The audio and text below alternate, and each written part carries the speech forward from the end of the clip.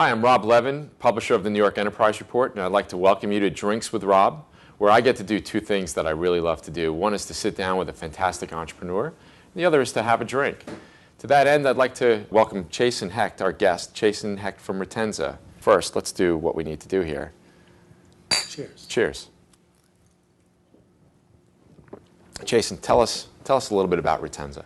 So Retensa started in the late 1990s, and we help organizations retain their top talent, the employees that an organization needs to exceed the business goals.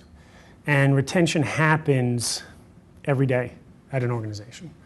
It is either on a given day that they're inspiring or engaging a workforce, or they're not. There is no neutral. And so organizations come to us from 5 continents, now in 9 languages, to help them identify the breakdowns in that, what we call the employee-employer relationship. Can you say retention in Japanese?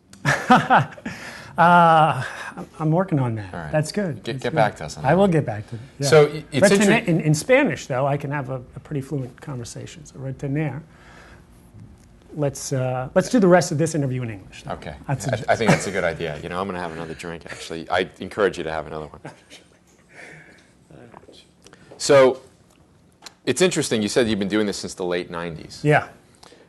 Because these days, I hear a lot more about retention and this culture stuff, right? Yeah. But you were doing this in the late 90s. What trends have you seen over the past, 12 years or so? So I think the first thing is that people actually know what that means, that culture. When we started, and we've been writing articles and talking about this, right, well before this was a common vernacular, right, for a business owner. Right. Certainly a small business owner. Right, the small business owner's focus was get the product, get the service out, right? And then we've got to figure everything out along the way. Right. That's changed. They certainly know what it means to have a organizational culture. They know what it means. If they don't know exactly what engagement is, they need it, or they should have it. So, whereas 10 years ago there was a big education curve, I think right now we're talking more about the results. What's the difference between where you are now and where you could be. Right. And that's a much more interesting conversation. Right. So do you ever walk into, is it always the boss's problem? Or sometimes is it, you know what, do you ever go into a company and say, you know what, there's nothing we can do here. You got to fire everybody and start over. I mean. Actually, I think it's easy to blame the boss. Yeah, right? yeah. Well, it's also, I got to tell you, I think there's as many times we go into an organization where the boss is saying, I want to fire everybody and start over. Right. Right? That's pretty expensive too. It's hard to get away with that. Right. And so, I think that there's room on both sides. And I think that's part of the approach that we take. We're trying to educate the employees, and helping them communicate their needs, wants, and expectations better, right? Rather than in frustrations or in vent sessions, right? Because that's not constructive. So we're both helping employee communication, right? Via surveys or exit interviews, 360s, upwards evaluations. We're using these tools to get the information, and then we're looking at the managers, right. And there's room on both sides. At the end of an engagement, this is some pretty powerful stuff here. Are you getting hugs from employees, from the owners? Hug it out. That's what we do. Are you getting that? That's the plan. It's a ropes course. We always say our clients hug us, which is, that's a testament to the work that we're doing. Are you guys getting hugs? You can tell us. Here's do you want a hug? Should we hug? I could, but I have this mic here, and I'm not allowed to move too much. That's right. Can I take a rain check? We take a rain check as soon as we're done. So we're definitely getting a great deal of appreciation and value, because if they can't even articulate what's different exactly, they know that in the months from when we started to when we finished, things aren't as hard. Whatever the thing is, it's not as uphill. It doesn't feel like they're just on the treadmill, right? And usually from the executive level, there's always a feeling that we're putting so much in.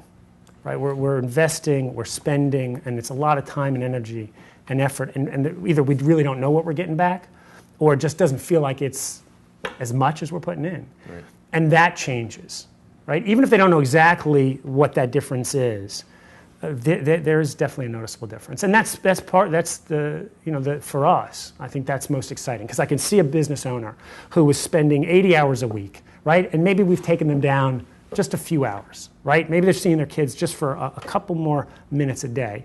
Maybe they're getting one more sale, right? That's making a difference, and that permeates across the workforce. That's exciting. Right. That's fun. There's an expression I heard a few years ago, which I really like, and I really believe certainly applies to our business at the New York Enterprise Report, which is, I think we're competing more for talent than we are for clients.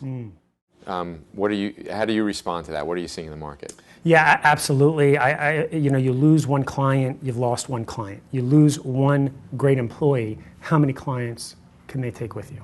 Or might just go away for whatever reason. That's right. The employee's not there. Exactly.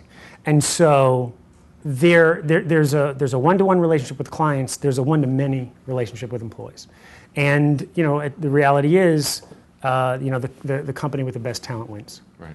Whatever you're marketing, whatever you're selling or building or servicing, it's the employees that are the competitive advantage. Right. And in our minds, the employees are the only competitive advantage. Whatever brand you're making, it exists because of them. Whatever product is going to show up on someone's doorstep, right. It's because of them. So, and what I like actually is that conversation is replacing what I got to be honest, which I don't like to hear, and I think a lot of people may appreciate this from a retention expert, is the idea that employees are our most important asset. That's wrong. And I would hope that I could put that to rest. The asset part? The asset part, no. See, here's the thing. The company doesn't exist without customers. The company, the most important asset is and will always be the customers, the people who pay the bills. Right. What we want to just really put a finer point on, you can't get better customers, more profitable customers, more customers without great employees. And if you drop or somehow lose that connection that the employees are getting me there, right, then it becomes a platitude, then it becomes keeping up with the Joneses, right. As opposed to a strategic advantage that is going to bring us more customers, bigger customers, better customers, in the long run. Does that make sense? I'm a believer. Hallelujah. So you have another question here, totally different topic. You ever see those marketing consultants that have the worst websites? Yeah. Right. Yeah. So I got to ask you this question. You guys are HR retention experts. Yes. How's everything going in your company? I mean, is the cobbler's kids have shoes?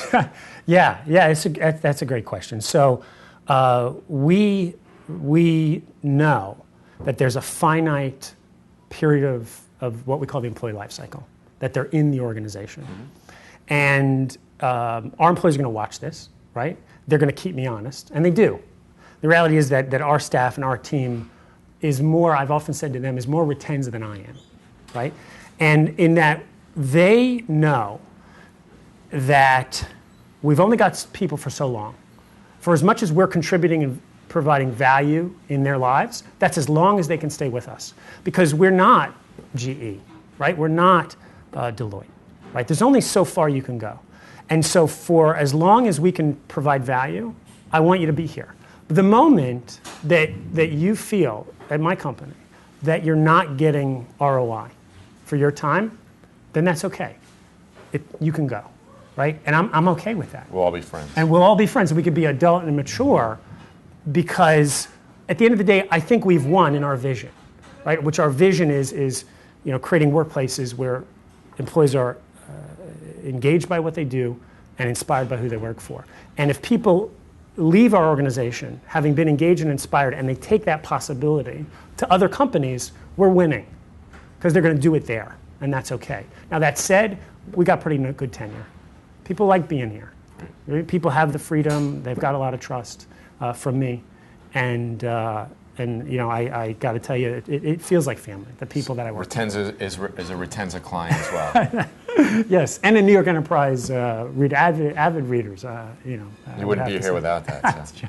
Chason, I want to thank you for helping us out here with Drinks with Rob. And if anybody wants more information on your company, where would they find that on the web? Absolutely, Retensa, RETENSA.com is a great place to go. There's free articles, there's insights for all levels of an organization, from startup on up to Fortune 500. Chason, thanks again. Thank you.